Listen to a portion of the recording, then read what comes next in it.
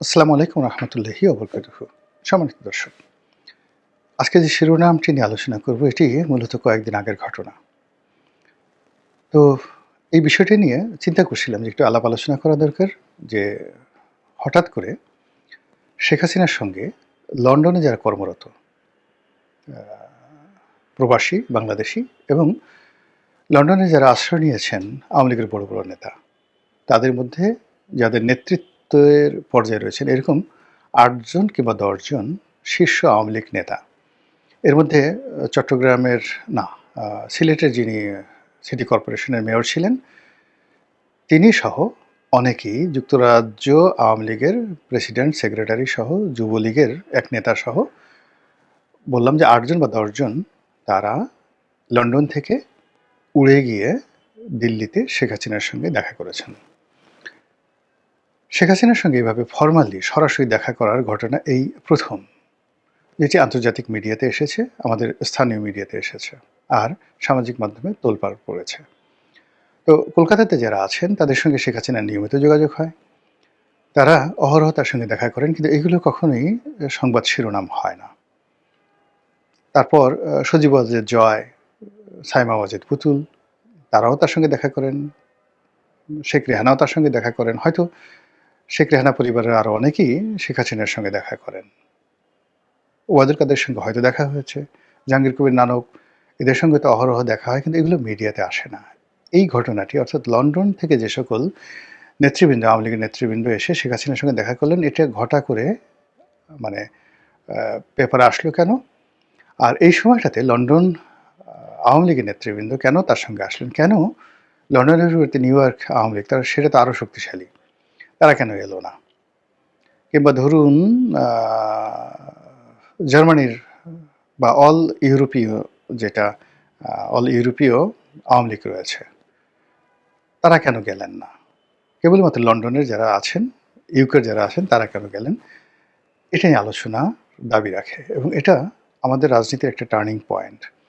Election যদি হয়, নির্বাচন যদি হয় এবং সেই নির্বাচনে যদি সবাই ভোট দিতে পারে, আওয়ামী লীগের যারা প্রার্থী, না আওয়ামী লীগের যারা ভোটার, তারা কোন প্রার্থীকে ভোট দেবেন সেই ব্যাপারে কোনো চূড়ান্ত সিদ্ধান্তে আওয়ামী লীগ পৌঁছেছে কিনা তারা এই সফরের মাধ্যমে নির্ধারিত হয়ে গেছে। তো এই বিষয়টি নিয়ে আলোচনা করব, কিন্তু আলোচনা একটু দেরি হয়ে গেল।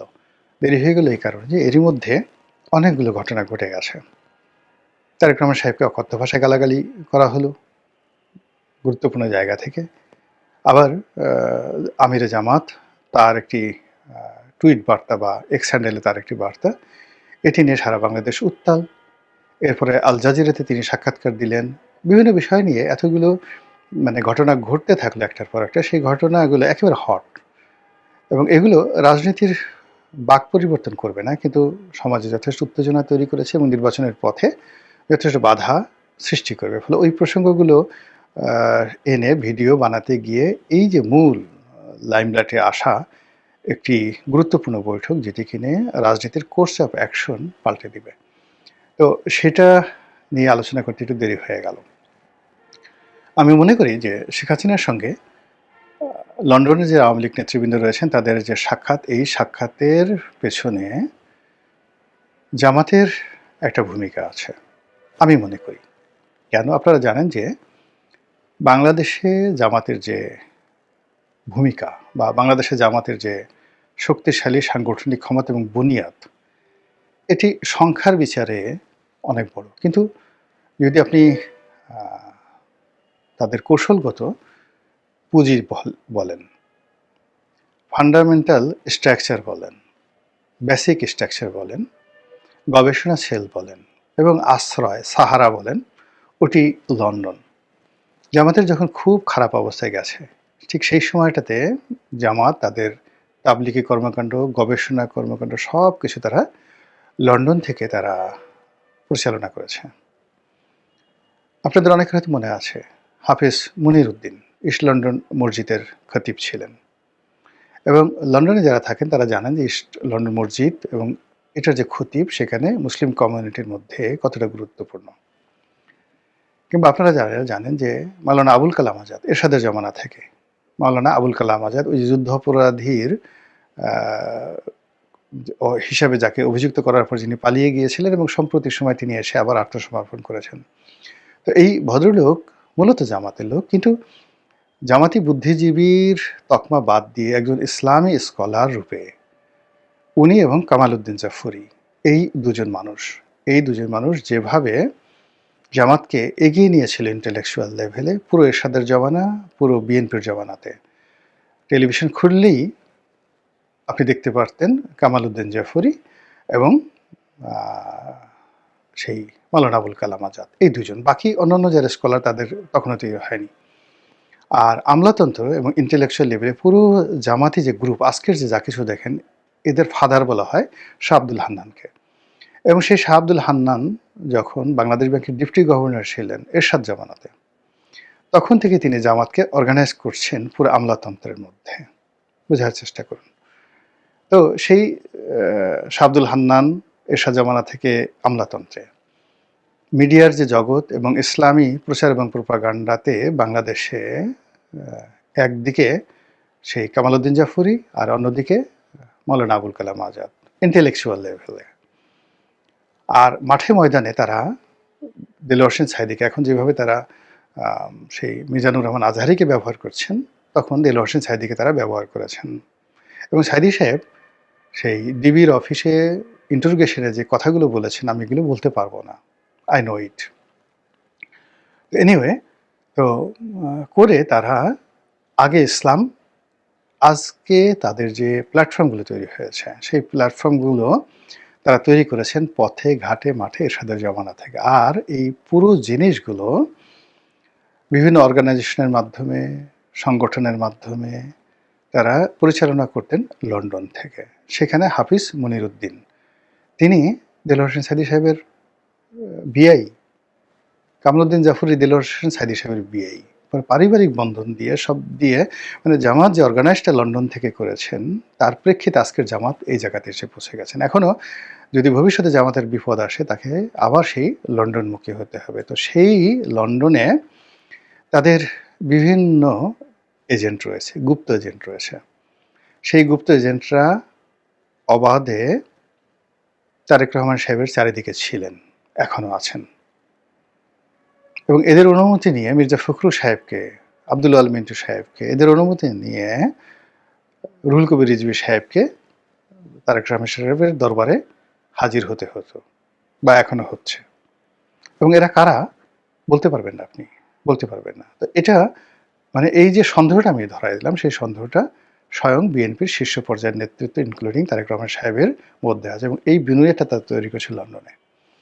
একইভাবে জামাতের এই বুনিয়াদটি তারা গণভবনে ঢুকিয়ে দিয়েছে, শেখ রেহানার বাসায় ঢুকিয়ে দিয়েছে, এবং এখনও লন্ডনে যত রকম লোকজন রয়েছে সেখানে তারা অনেকেই জামাতের হেফাজতে আছে, আর সরাসরি জামাতের হেফাজতে আছে, আর সরাসরি একেবারে দেখবেন যে ফ্রন্ট লাইনে, মানে জামাতি যারা লোকজন, মানে ফ্রন্ট লাইনে যারা এখন আওয়ামী লীগের মাস্টার মাইন্ড, আওয়ামী লীগের ত্রাণকর্তা রূপে যারা হাজির হয়েছেন, তাদের অনেকের সঙ্গে তারা অনেকের জামাতের রিক্রুট, অনেকে ফ্রিডম পার্টির ছিল, মানে ফ্রিডম পার্টি তাদের শ্বশুর ফ্রিডম পার্টির নেতা, তার বাবা, আত্মীয় স্বজন থেকে শুরু করে অনেকেই জামাত দ্বারা বায়াস্ট। তারা নিজেরা ছাত্র শিবির করছে সারা জীবন, এবং শেখ হাসিনাকে সারা জীবন গালাগালি করেছে, জয়কে পাগল মাগল ছাগল বলে অস্থির করে ফেলেছে, শেখ রেহানার পরিবার সম্পর্কে তুচ্ছ তাচ্ছিল্য করে যে সমস্ত লোকজন ফাটিয়ে ফেলেছে ছাত্র জীবনে, তারা এখন আওয়ামী লীগের সরাসরি শেখ হাসিনার সঙ্গে যোগাযোগ করে। শেখ হাসিনা তাদেরকে টেলিফোন করে নাকি, তারা বলে যে শেখ হাসিনা তাদেরকে সরাসরি টেলিফোন করে, আর তারাও নাকি শেখ হাসিনাকে টেলিফোন করে। এই সমস্ত লোক 100% গুপ্ত সংগঠনের সাথে জড়িত। এটা শেখ হাসিনার সব লোক জানে, বিএনপির সব লোক জানে যে তাদের মধ্যে গুপ্ত সংগঠনের লোক আছে, কিন্তু তাদেরকে ধরা যাচ্ছে না। তো এই যে গুপ্ত সংগঠনের যে লোকগুলো প্লাস জামাতের যেগুলো প্রকাশ্য নেতৃবৃন্দ রয়েছেন, তারা সবাই মিলে এখন তো আওয়ামী লীগের সবচেয়ে বড় মেলাটি রয়েছে, নিউক্লিয়াসটি রয়েছে লন্ডনে। শেখ রেহানার পরিবার এবং আওয়ামী লীগের প্রায় বেশিরভাগ শীর্ষ নেতৃবৃন্দ তারা এখন লন্ডনে নিরাপদ আছেন। তো তাদের মাধ্যমে জামাতের সঙ্গে যদি আওয়ামী লীগের একটা সমঝোতা হয়, আবার আমি বলছি এটা কিন্তু আমার প্রেডিকশন পার্সোনালি, এটা যুক্তি বলে, এটা খুবই স্বাভাবিক। দ্বিতীয়ত যে জামাতেরই একটা অভ্যাস আছে যে আ আপনি যখন ক্রাইসিস মোমেন্টে তখন তারা আপনার সামনে সাহারা রূপে বা আশ্রয়দাতা রূপে হাজির হবে। তো সেক্ষেত্রে এখন লন্ডনে যেহেতু তাদের সবচেয়ে বড় এস্টাবলিশমেন্ট, তাদের লয়ার রয়েছে, তাদের টাকা আছে, তাদের বাড়ি আছে, আত্মীয় আছে, স্বজন আছে, সিলটি লোক আছে, আরও অনেক কিছু আছে। তো সেগুলো দিয়ে তারা আওয়ামী লীগের যারা লোকজন তাদের মনোরঞ্জন করে ফেলেছে, তাদের হৃদয় জয় করে ফেলেছে। অন্যদিকে বাংলাদেশে এই যে মামলাগুলো হয়েছে, যত গায়েবী মামলা হয়েছে, যত হত্যা মামলা হয়েছে, যত সন্ত্রাস দমন আইনে মামলা হয়েছে, সব মামলাই কিন্তু বিএনপির লোকজন করেছে। ৩০০, ৪০০, ৫০০ এবং এই মামলা নিয়ে যে বাণিজ্য হয়েছে এবং এখনও এই মামলা নিয়ে যে বাণিজ্য হচ্ছে এর সঙ্গে জামাত জড়িত না। এটাকে জামাত করছে কি মাঠে ময়দানে আওয়ামী লীগের যে সকল ত্যাগী নেতা নেত্রী রয়েছেন যারা পলাতক তাদের সঙ্গে যোগাযোগ করছে, তাদের পরিবারকে আশ্রয় দিচ্ছে, তাদেরকে আইনি সহযোগিতা দিচ্ছে, ক্ষেত্র বিশেষে অর্থ সাহায্য দিচ্ছে। এগুলো দিয়ে তারা কিন্তু আওয়ামী লীগের মন তলে তলে জয় করে ফেলেছে। এর প্রেক্ষিতে জামাতের সঙ্গে যদি রয়ের মাধ্যমে শেখ হাসিনার একটা সাক্ষাৎ হয়, আবার জামাতের গুপ্ত সংগঠনের যারা প্রভাবশালী লোকজন রয়েছে তাদের মাধ্যমে লন্ডন আওয়ামী লীগের নেতৃবৃন্দের সঙ্গে এবং তার মাধ্যমে শেখ হাসিনার সঙ্গে একটি সাক্ষাৎকার হয়, অস্বাভাবিক নয়, এটা যুক্তিযুক্ত। এর কারণ হলো আমি আগেই বললাম যে যদি এই মুহূর্তে নিউ ইয়র্ক আওয়ামী লীগের নেতৃবৃন্দ তারা দিল্লিতে আসতেন তাহলে আমি সন্দেহ করতাম না। এর কারণ হলো আমেরিকাতে জামাতের অত স্ট্রং যাকে বলা হয় পোর্টফোলিও নেই, যেটি তাদের ইংল্যান্ডে আছে। তো তারা আসছে, আর তারা কখন আসছে? যখন নির্বাচনের সময় হাতে আছে মাত্র 10 দিন। আর এই 10 দিন যে তাদের হাতে রয়েছে এই সময়টিতে nobody is sure what is going to happen. কেউ বলতে পারছে না কি ঘটতে যাচ্ছে। Nothing is under control by anybody. যখন কোনো কিছুই কারো হাতে নেই, কারো নিয়ন্ত্রণে নেই, এভরিবডি ইজ মেকিং ব্লান্ডার। সবাই ব্লান্ডার করছে যার যার মতো। আমি সব কিছু, আমার হাতে সব কিছু, আমি জিতে যাব, ওভার রেটিং সব কিছু হচ্ছে এবং সবাই অস্থিরতার মধ্যে ভুগছে। তাহলে সেই অর্থে নির্বাচন হওয়াটাও যেভাবে জরুরি, না হওয়াটাও জরুরি। নির্বাচন হতেও পারে, নাও হতে পারে, হলেও ভালো হবে, না হলেও ভালো হবে। মানে কোনো একটা জিনিসে আপনি স্থির থাকতে পারছেন না। কেউ একটা সিদ্ধান্ত নিয়ে শতভাগ দৃঢ়তা নিয়ে বাংলাদেশের একটা সিঙ্গেল লোক এই মুহূর্তে যে সকল বিষয় নিয়ে বিতর্ক হচ্ছে সেই বিতর্কের একটা বিষয়ে কনক্লুশনে আসা যাচ্ছে না, উপসংহারে আসা যাচ্ছে না। কাজেই আওয়ামী লীগের লোকজন তারা এই নির্বাচন বানচালের জন্য চেষ্টা করছে। আবার এই নির্বাচন যদি হয়ে যায় তাহলে তাদের ভূমিকা কি হবে এটা নিয়েও তারা একটা মাস্টার প্ল্যান করে ফেলেছে। এই নির্বাচনকে বানচাল করার জন্য, প্রশ্নবিদ্ধ করার জন্য কী চক্রান্ত করা যায় তাও তারা করছে। আবার নির্বাচন যদি সত্যিকার অর্থে ভোট দেওয়ার ক্ষমতা হয় সেক্ষেত্রে আওয়ামী লীগের যেখানে জামাতের প্রার্থীকে ভোট দিলে জামাতের প্রার্থী নির্ঘাত জয়লাভ করবে, নির্ঘাত জয়লাভ করবে এবং সেই সকল এলাকাতে জামাত যদি জয়লাভ করে তাহলে আওয়ামী লীগের যারা নেতাকর্মী তাদের বিপদে পড়তে হবে না। কিছু কিছু এলাকা রয়েছে বিএনপির একদম ব্রুট মেজরিটি রয়েছে, যেমন ফেনীতে রয়েছে, বগুড়াতে রয়েছে, সেখানে আওয়ামী লীগের লোকজন নড়াচড়া করতে গেলেই মার খাবে। কিন্তু এমন অনেক এলাকা রয়েছে যেখানে আওয়ামী লীগের ভোট যদি জামাতের সঙ্গে পড়ে তাহলে নির্ঘাত সেখানে জামাতের প্রার্থী বিজয়ী হবে। আমি জাস্ট একটা ছোট্ট উদাহরণ দিই। আমার নির্বাচনী এলাকা যেখানে জামাতের ভোট রয়েছে সাকুল্যে 30,000, নট মোর দ্যান দ্যাট। কিন্তু সেখানে যে একটা নিউট্রাল অবস্থা এখন চলছে, সেই নিউট্রাল অবস্থার মধ্যে যদি আওয়ামী লীগের অন্তত 15% ভোট, আওয়ামী লীগের ওই এলাকাতে যত ভোট রয়েছে তার 15% ভোট যদি জামাত প্রার্থীর পক্ষে পড়ে জামাত জিতে যাবে। কাজেই জামাত প্রার্থী আওয়ামী লীগের ভোটারদের রাজি খুশি করার জন্য দেখা হলে তার পা ধরবে, সব কিছু করবে। সেই কাজগুলো বাংলাদেশের সব জায়গাতে হচ্ছে এবং গলাচিপে দশমিনাতে আওয়ামী লীগের ভোটাররা যদি জামাতকে ভোট দেয় তাহলে সেখানে তাদের উপর সন্ত্রাস করার মতো ওখানে শক্তি নেই। কারণ হলো ওখানে বিএনপির যিনি সম্ভাব্য প্রার্থী ছিলেন জনাব হাসান মামুন, হি ওয়াজ মোস্ট লিবারেল। এরকম সন্ত্রাস মারামারি কাটাকাটি করার মতো লোক তিনি নন। তো যেহেতু তিনি বিদ্রোহী প্রার্থী হয়েছেন, আর অন্যদিকে নুরুল হক নুরু সেখানে তাকে বিএনপি মনোনয়ন দিয়েছেন, মূল সংগঠনের সাথে তার যেহেতু ওরকম সম্পর্ক নেই, কাজেই তিনি তার যে সাংগঠনিক ক্ষমতা দিয়ে তিনি আওয়ামী লীগের লোকদের উপর যে জুলুম করবেন, অত্যাচার করবেন এটা সম্ভব হচ্ছে না। ফলে ওখানে আওয়ামী লীগের লোকজন কৌশলগতভাবে বেটার পজিশনে আছে এবং ওখানকার ফলাফল পাল্টে দিতে পারে। একই ঘটনা পার্শ্ববর্তী কুয়াকাটাতে, একই ঘটনা পটুয়াখালী সদরে, পটুয়াখালী সদরে একই ঘটনা বাউফলে, একই অবস্থা বাউফলে। মানে পটুয়াখালীর ৪ টা সিটি, মানে এখানে যদি আওয়ামী লীগের ভোটাররা মুভ করে, তারা নিরাপদে যেকোনো প্রার্থীর পক্ষে মুভ করে সেখানে সেই প্রার্থীকে জয়লাভ করে দিতে পারে। তো সেক্ষেত্রে জামাত যদি নীতিগতভাবে সেন্ট্রাল কমান্ডের মাধ্যমে শেখ হাসিনা একটা গ্রিন সিগন্যাল আনার চেষ্টা করে, আপনি কি এটাকে অস্বাভাবিক বলবেন? আর শেখ হাসিনা যদি এই ক্ষেত্রে তার সিদ্ধান্ত দিয়ে দেন, সেটা কি চাণক্য নীতি বলবেন না?